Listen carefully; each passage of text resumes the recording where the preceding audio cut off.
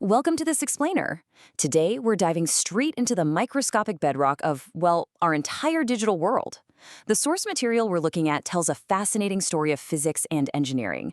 Whether you're holding a smartphone, typing on a laptop, or tapping into massive AI supercomputers, there is this fundamental magic happening at the atomic level that makes it all possible.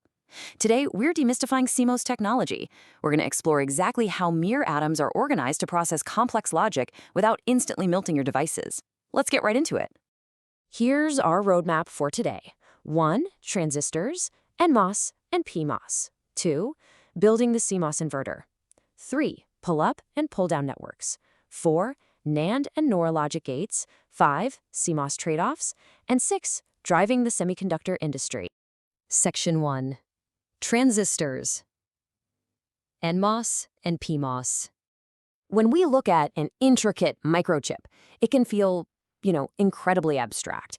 It's this modern marvel of silicon and metal wires. But to really grasp how this powers your daily life, we've got to zoom way, way in, past the wiring, past the macroscopic logic blocks, right down to the foundational level of digital logic. And that brings us to CMOS, which stands for Complementary Metal Oxide Semiconductor. It's the absolute reigning champion of modern VLSI, or Very Large Scale Integration. Now, the crucial point here, complementary is the magic word. By using paired transistors, CMOS pulls off something amazing, near zero static power dissipation. It is literally the secret sauce keeping billions of densely packed transistors from just instantly overheating and destroying the chip. There's this fascinating yin and yang partnership going on here between the two types of transistors. On one side, we've got the NMOS transistor. It turns on when the gate source voltage passes a certain threshold, and its main job is to pull the output low, straight to ground. It's also blazingly fast because it rides on the high mobility of electrons. Then, on the flip side, we have the PMOS transistor. It does the exact opposite. It pulls the output high to the power supply voltage.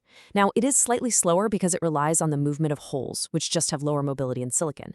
But here's the absolute genius of CMOS. These two are complementary, meaning in a steady state, they are never on at the same time. No direct current path between power and ground means we get that ultra-low static power we desperately need. Section 2. Building the CMOS inverter. Looking at the elegant architecture of the CMOS inverter, you'll see a PMOS transistor acting as a pull-up at the top, tied directly to VDD. That's our power source. Down at the bottom, the NMOS transistor is acting as our pull-down, connected right to ground. And notice how they're wired? Their gates are tied together so they share the exact same input, and their drains are tied together, sharing the exact same output. This brilliantly illustrates the logic in action. Just take a look at the truth table here. When we feed it a low input, a logic 0, the PMOS turns on and the NMOS turns off. So the PMOS pulls the output directly up to VDD, giving us a high output.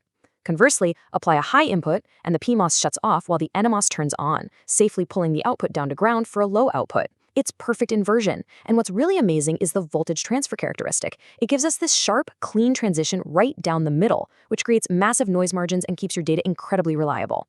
Section 3. Pull-up and pull-down networks. So, we can't just slap transistors together willy-nilly. Every complex logic gate is split into two distinct halves, a pull-up network made entirely of PMOS transistors connecting the output to power, and a pull-down network made of NMOS transistors connecting the output to ground. Now, the golden rule of CMOS design, the one rule you absolutely cannot break, is that the pull-up and pull-down networks must never conduct simultaneously.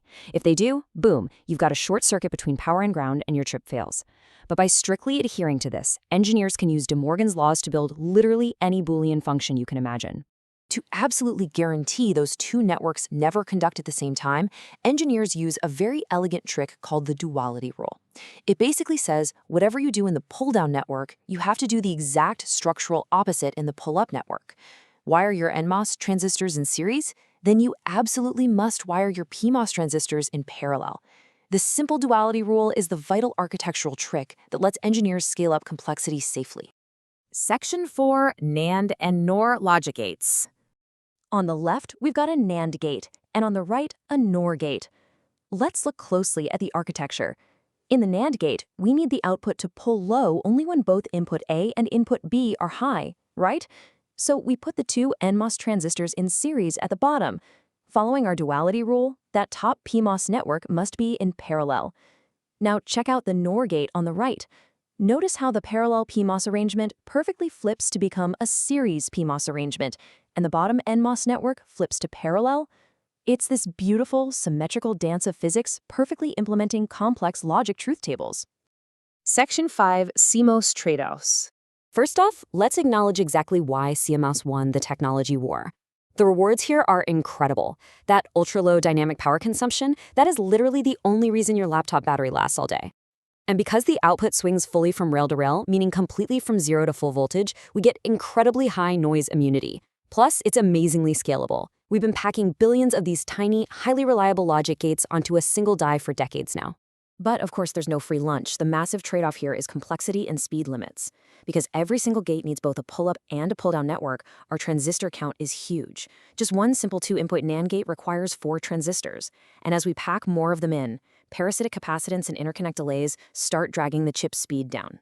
Most crucially, as we shrink these components below 7 nanometers, the laws of physics start fighting back. We start seeing short channel effects, process variability, and current actually leaking across barriers that are just a few atoms thick.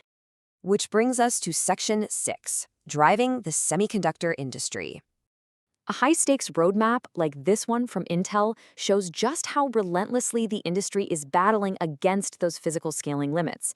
Every major semiconductor company on Earth is pouring billions, with a B, into overcoming the parasitic delays and leakage issues of CMOS. They're actually altering the 3D shape of the transistors themselves just to keep Moore's Law alive. This timeline perfectly captures the staggering progression of the industry. We moved from 7-nanometer FinFET structures and high-performance computing down to custom 4 and 3-nanometer designs powering Apple's M-series and Snapdragon chips. TSMC is pushing boundaries with their N3 node, and Samsung Foundry is now manufacturing 3-nanometer gate-all-around or GAA CMOS architectures. These are transistors where the gate physically wraps all the way around the channel just to maintain control over the electrons. I mean, we're talking about atomic-level engineering at a massive commercial scale, and it's what's powering the world's most advanced AI and mobile workloads today. And that brings us to the ultimate frontier. As we push to the very edge of physical reality, I want to leave you with this real-world engineering question to ponder. When atomic constraints really kick in, when layers are literally only a few atoms thick and quantum tunneling becomes a daily headache, how much smaller can we actually go? What limits CMOS scaling below 5 nanometers? And what on earth will the industry invent next to overcome it? Thank you so much for exploring this with me today on This Explainer. Keep learning, keep questioning, and I'll catch you in the next one.